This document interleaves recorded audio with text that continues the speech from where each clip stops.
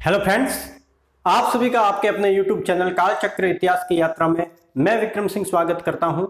दोस्तों, आज का जो हमारा टॉपिक है वो है चंदेल वंश या जैजाक भुक्ति के चंदेल। चंदेलों का जो राज्य है या राज्य शासन जिस क्षेत्र पर रहा उसे वर्तमान में बुंदेलखंड क्षेत्र के नाम से जाना जाता है। बुंदेलखंड जो इलाका है वो दक्षिणी उत्तर प्रदेश और उत्तरी मध्य प्रदेश वाला जो इलाका है, या यूं कहें कि भारत के बिल्कुल मध्य का जो इलाका है उसको बुंदेलखंड नाम से जाना जाता है। अगर इसको हम मानचित्र की सहायता से अगर समझने की कोशिश करें तो ये इस तरीके से होगा। ये वाला जो इलाका होगा, ये वाला जो इलाका है वो बुंदेलखंड नाम से जाना जाता है। आपकी जानकारी के लिए एक और बात बता देता हूं कि जो गुर्जर प्रतिहार वंश था, उनके पतन के बाद में उनके राजवंश के जो क्षेत्र थे उन क्षेत्रों पर जो उभरने वाले या उद्भवित होने वाले जो राज्य थे उनमें चंदेल राजवंश भी एक प्रमुख राजवंश के रूप में उभरा था। इनका जो इलाका था वो बुंदेलखंड वाला इलाका था। तो आइए इस वंश के बारे में हम जानकारी है वो प्राप्त करते हैं। चंदेल जो शासक थे वो गुर्जर प्रतिहारों के प्रारंभ में सामंत हुआ करते थे। इसका जो प्रथम शासक है या संस्थापक है वो नुन्नुक या नन्नुक को माना जाता है। परीक्षा में कई बार पूछा जा चुका है कि चंदेल वंश का जो संस्थापक है वो कौन है, तो उसका उत्तर होगा नुन्नुक।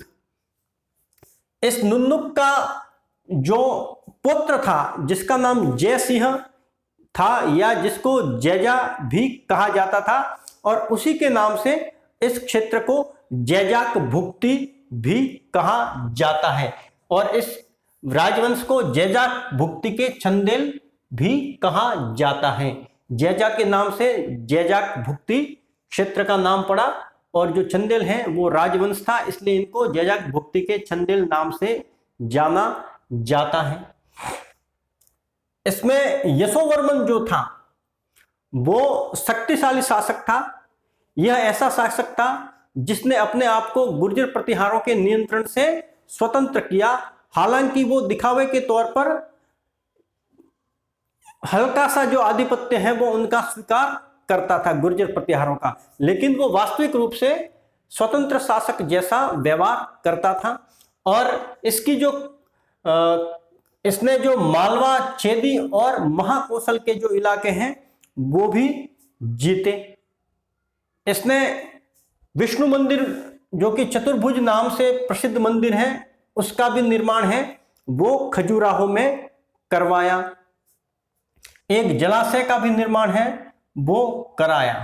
तो यशोवर्मन है उसने विष्णु मंदिर या चतुर्भुज मंदिर का निर्माण खजुराहो में करवाया था, और इसकी रही सही जो कमी थी वो धंग ने पूरी कर दी।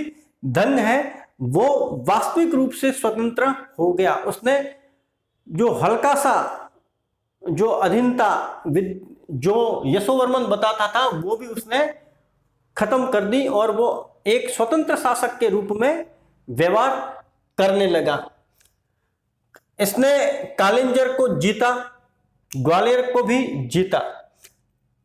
शाही शासक जयपाल को सैनिक सहायता भी इसने दी।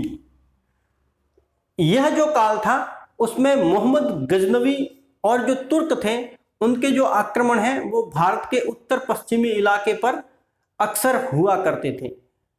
उन मुस्लिम आक्रमणों को विफल करने के लिए हिंदू राजाओं ने एक संघ बनाया, और उस संघ में बहुत सारे जो राजा होते थे वो सैनिक सहायता देते थे ताकि मुस्लिम आक्रमणों को विफल किया जा सके, या मुस्लिम आधिपत्य की जो उनकी कोशिश है उसको नष्ट कर दी जाए।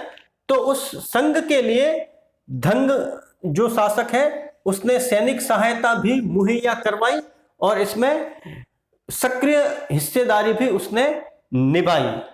खजुराहो में अनेक मंदिरों का जो निर्माण है वो धंग ने करवाया। इसका जो पुत्र था उसका नाम था गंड। उसने भी सैनिक सहायता है वो शाही शासकों को मुस्लिम आक्रमणकारियों के विरुद्ध है वो मुहैया करवाई।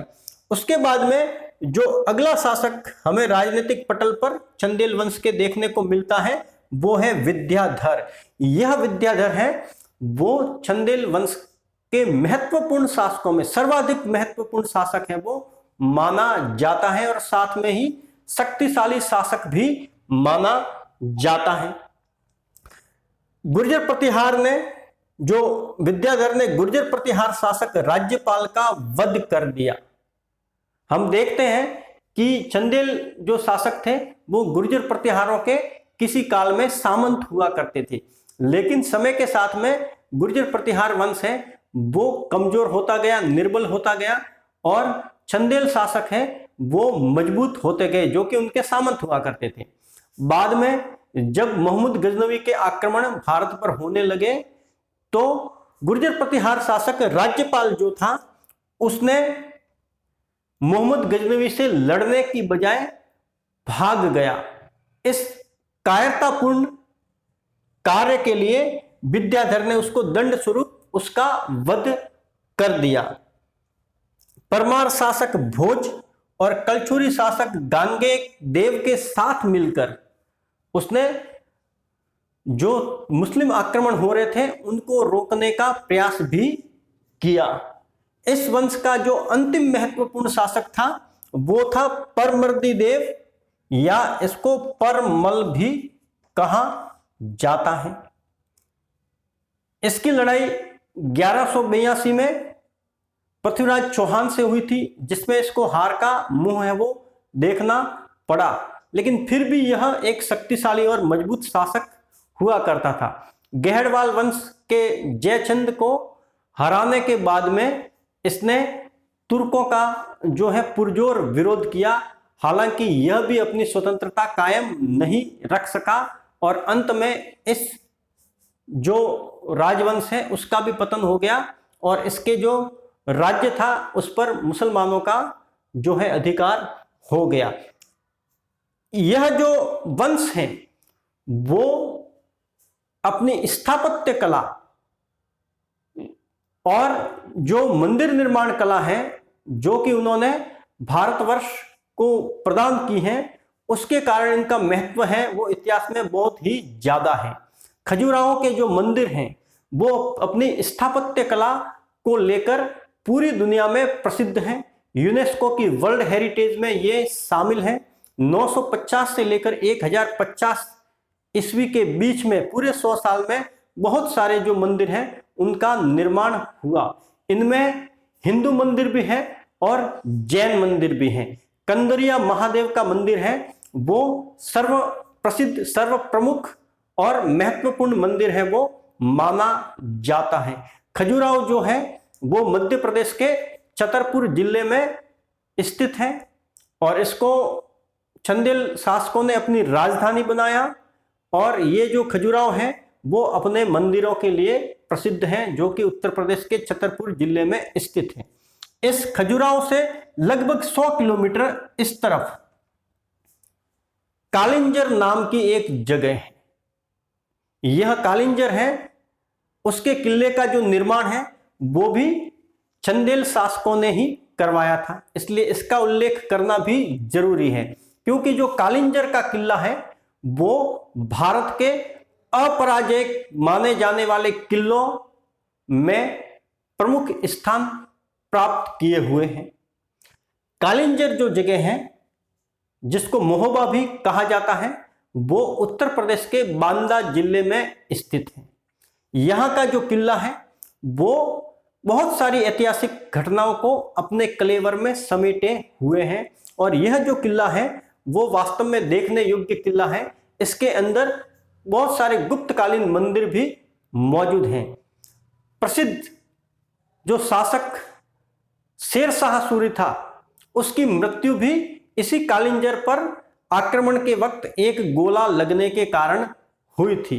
तो यह कालिंजर का जो किला है उसको बहुत सारे शासक हैं वो कभी जीत नहीं पाए। बाद में अकबर ने इसको जीता। तो यह कालिंजर का जो किला है वो अपने आप में ऐतिहासिक दृष्टि से बहुत महत्वपूर्ण स्थान है वो रखता है। तो खजुराहो और कालिंजर ये दो जगह हैं।